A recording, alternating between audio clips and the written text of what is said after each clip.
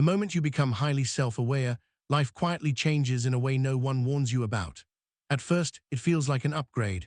You notice your thoughts more clearly, you catch your mistakes faster, you understand people's intentions before they speak them out loud. You feel sharper, deeper, more conscious than before. But slowly, almost invisibly, this awareness begins to turn inward, and what once felt like clarity starts feeling like a burden you can never put down. You begin to notice every shift in your mood, every hesitation in your voice, every awkward pause in conversation. You replay moments that others forget within seconds. A look someone gave you lingers in your mind for hours. A sentence you said slightly wrong follows you home. You don't just live experiences anymore, you analyze them while they're happening, and then again long after they're over. Life stops being something you simply feel and becomes something you constantly observe. Being highly self-aware means you are never fully present. Part of you is always standing outside the moment, watching yourself exist inside it. When you laugh, you hear how your laugh sounds. When you speak, you judge how confident or insecure you appear. When you're quiet, you wonder if others think you're boring, distant, or strange. Even when you're happy, a small voice asks, "Is this real or am I just pretending?" You don't just experience emotions, you question them. Over time, this awareness creates distance between you and everything else. Conversations feel heavier because you notice every micro-reaction. Silence feels louder because you're aware of what it might mean. You start filtering yourself constantly, editing your words before they leave your mouth. You hold back jokes, opinions, even emotions, because you're already imagining how they might be received. Freedom disappears quietly, replaced by caution. Highly self-aware people often become experts at understanding others, yet strangers to themselves. You can read between the lines of what people say. You understand their insecurities, their masks, their unspoken fears. But when it comes to your own needs, you hesitate. You question whether your feelings are valid or just overreactions. You ask yourself if you're allowed to feel hurt, angry, or disappointed, or if you're being too sensitive. Awareness turns into self-doubt. One of the hardest parts is realizing how much you notice what others don't. You see the power dynamics in relationships. You sense when affection changes. You notice when effort becomes one-sided. You recognize patterns early, the kind that lead to distance, betrayal, or loss. And because you see them early, you suffer longer. You grieve relationships before they officially end. You prepare for pain that hasn't arrived yet, exhausting yourself in advance. This level of awareness also makes rest difficult.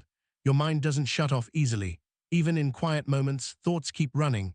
You analyze your past, simulate possible futures, and critique your present all at once. Relaxation feels unproductive. Silence feels uncomfortable. You struggle to enjoy simple things because part of you is always thinking about meaning, consequences, and purpose.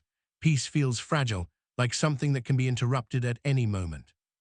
Highly self-aware people often carry an invisible loneliness, not because they lack people, but because they feel misunderstood. When you explain how deeply you think or feel, others may nod without truly grasping it. They might say you're overthinking or too deep, not realizing that your mind doesn't have an off switch. You don't choose to analyze, it happens automatically. And explaining that feels impossible without sounding dramatic.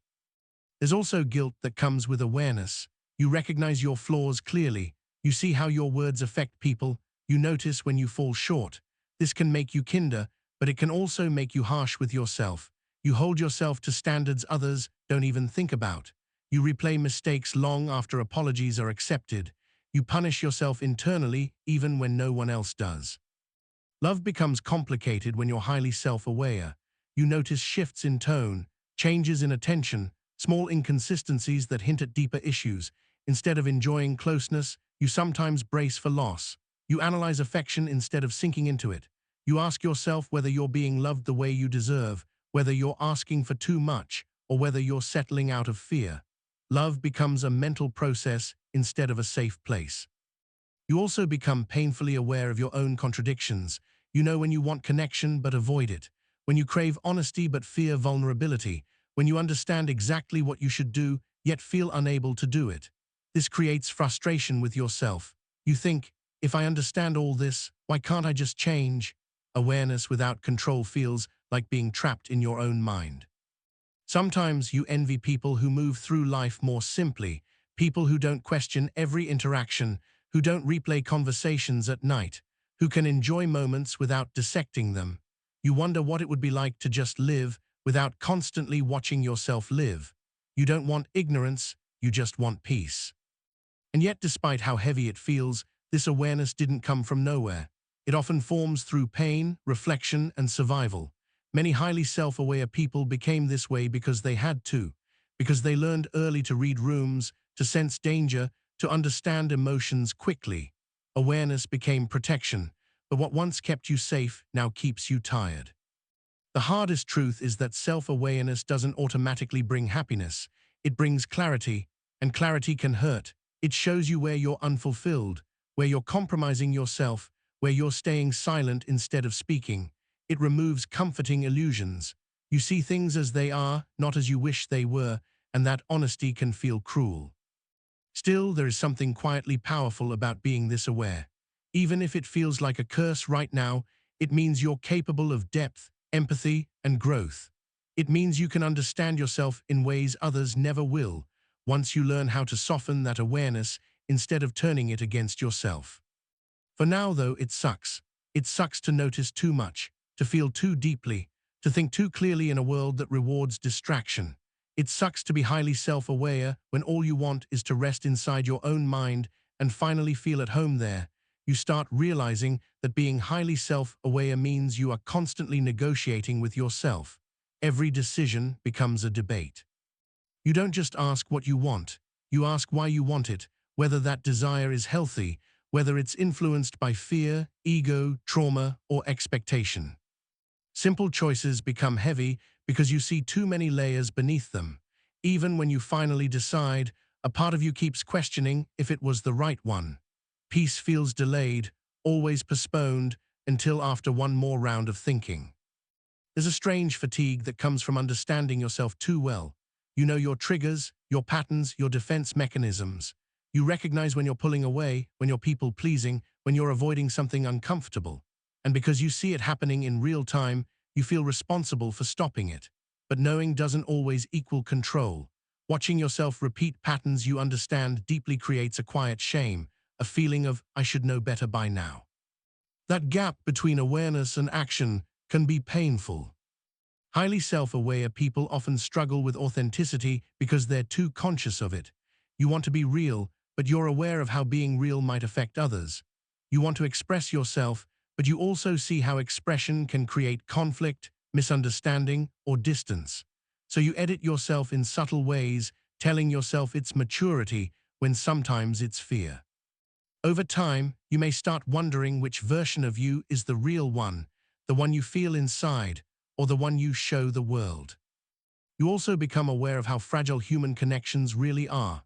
You notice how easily people misunderstand each other, how rarely they say what they truly mean, how often they act from insecurity instead of intention.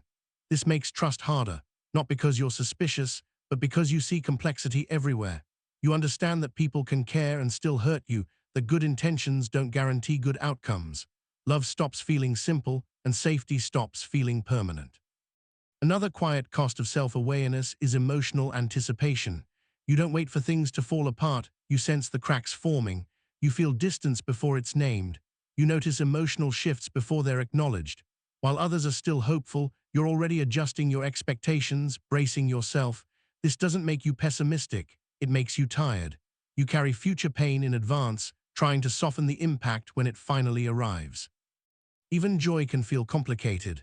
When something good happens, part of you enjoys it, but another part observes it. You notice how temporary it is, how easily it could change. You remind yourself not to get too attached, not to celebrate too hard, not to expect too much. Happiness becomes something you ration, something you hold gently instead of fully embracing. You protect yourself from disappointment by never letting joy go too deep. Highly self-aware people often feel like they live in between worlds, too deep for surface conversations, but too cautious to fully open up. You crave connection, but only the kind that feels honest, safe, and meaningful. And when you don't find it, loneliness sets in, not the loud kind, but the quiet kind that exists even in rooms full of people. You feel seen only in fragments, never fully understood. You may also struggle with comparison in a unique way, not just comparing achievements, but inner experiences. You wonder why others seem lighter, more confident, less burdened by their thoughts. You question whether something is wrong with you for feeling so much, for thinking so deeply. You try to convince yourself that awareness is a gift, but some days it feels more like an uninvited responsibility. And yet, despite all of this, you keep going. You keep reflecting, questioning, growing. Because once you become highly self-aware, you can't unknow what you know. You can't return to unconscious living. You can't stop seeing patterns, motives, emotions in yourself and others. Awareness becomes the lens through which you experience everything. What no one tells you is that self-awareness needs balance. Without self-compassion, it turns into self-criticism. Without rest, it becomes mental overload. Without boundaries, it becomes emotional exhaustion. Awareness alone isn't the problem, carrying it without kindness is. So yes, it sucks to be highly self-aware. It sucks to notice too much, to feel deeply in a world that moves fast and feels shallow.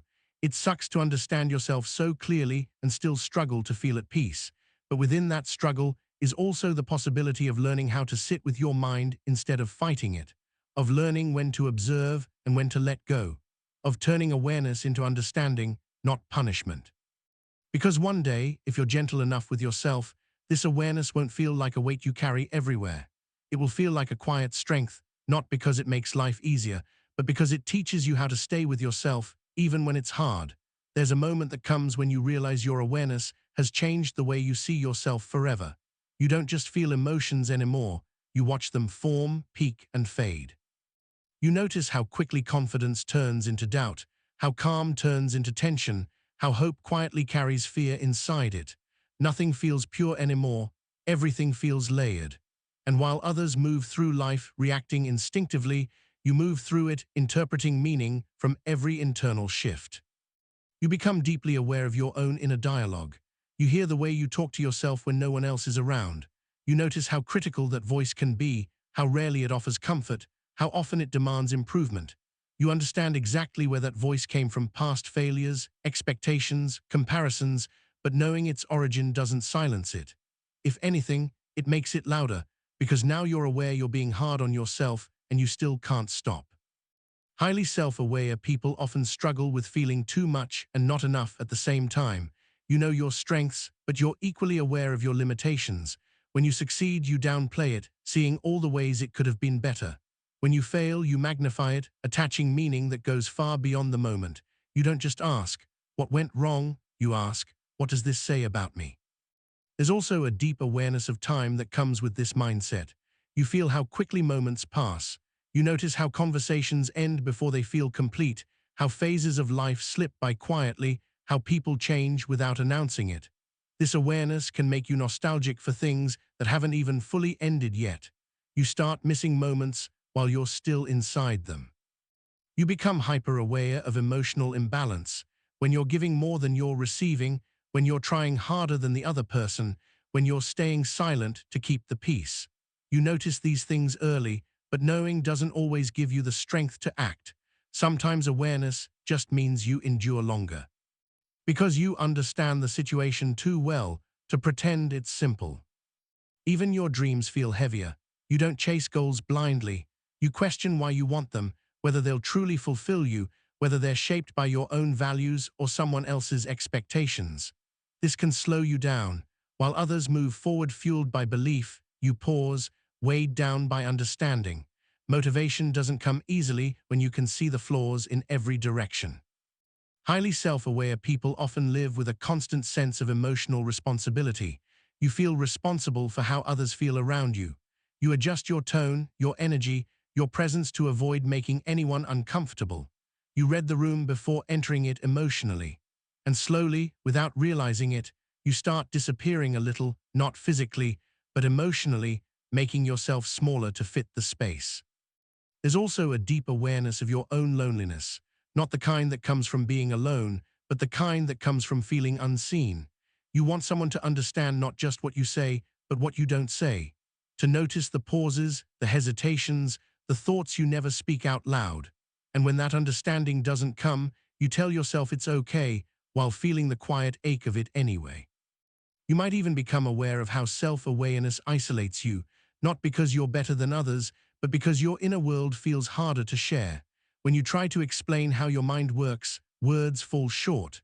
People simplify it, minimize it, or misunderstand it, and eventually you stop trying to explain at all. At times, you wish you could turn it off, just for a day, just to feel without thinking, to exist without observing, to react without analyzing. You don't want to lose awareness completely, you just want relief from carrying it every waking moment. But here's the quiet truth that sits beneath all of this. Self-awareness isn't meant to be lived with alone. It becomes unbearable when it's paired only with judgment instead of compassion. When you use awareness to monitor yourself instead of understanding yourself, it turns against you. And maybe that's why it sucks, not because awareness itself is bad, but because no one teaches you how to hold it gently, how to let yourself be human even when you see all your imperfections clearly, how to allow yourself to exist without constantly correcting, fixing, or explaining yourself. Because deep down, being highly self-aware doesn't mean you're broken. It means you're conscious, and learning how to live with that consciousness without letting it consume you might be the hardest part of all. You start to understand that there is no dramatic finish line where self-awareness suddenly becomes easy. There is no single moment where the mind goes quiet forever. What changes slowly, almost imperceptibly, is the way you relate to your awareness. Instead of treating every thought as a problem to solve, you begin to see some thoughts as weather, passing conditions, not permanent truths. You still notice them, but you don't chase all of them anymore. With time, you learn that not every feeling needs analysis. Some emotions just need to be felt. Some days don't need meaning. Some conversations don't need replaying. This doesn't make you less deep. It makes you kinder to yourself. You realize that awareness was never meant to trap you inside your head. It was meant to help you understand when to stay and when to let go. You slowly accept that being highly self-aware means you will always notice more than most people. You will pick up on subtleties, emotional shifts, hidden tensions. That part of you doesn't disappear. But what can change is how much power you give those observations. You stop treating every insight as an emergency. You stop demanding perfection from your inner world. There comes a quiet relief when you allow yourself to be human instead of constantly trying to be conscious. When you let yourself make mistakes without dissecting them. When you let joy exist without reminding yourself how temporary it is. When you let silence be silence, not a signal that something is wrong. You begin to understand that self-awareness isn't about constant self-correction. It's about self-recognition. Seeing yourself clearly, yes, but also allowing yourself to exist as you are, even when you're messy, uncertain, or unfinished. Awareness doesn't have to be sharp all the time. Sometimes it can be soft. And maybe that's where it finally stops sucking so much. Not because life gets simpler, but because you stop fighting your own mind at every turn. You stop turning insight into self-punishment. You stop using awareness as proof that something is wrong with you. You realize that being highly self-aware means you will always feel deeply, think intensely, and question often. But it also means you have the ability to choose compassion over criticism, presence over control, and understanding over judgment. It still won't be easy. Some days the weight of awareness will return. Some nights your thoughts will still keep you awake. But now you'll know that this doesn't mean you're broken. It means you're awake and learning slowly how to live with open eyes without losing yourself in what you see. And that's where this story ends. Not with everything figured out, but with the quiet realization that awareness doesn't have to be a curse. It only becomes one when you forget to be gentle with the person who has to live inside it.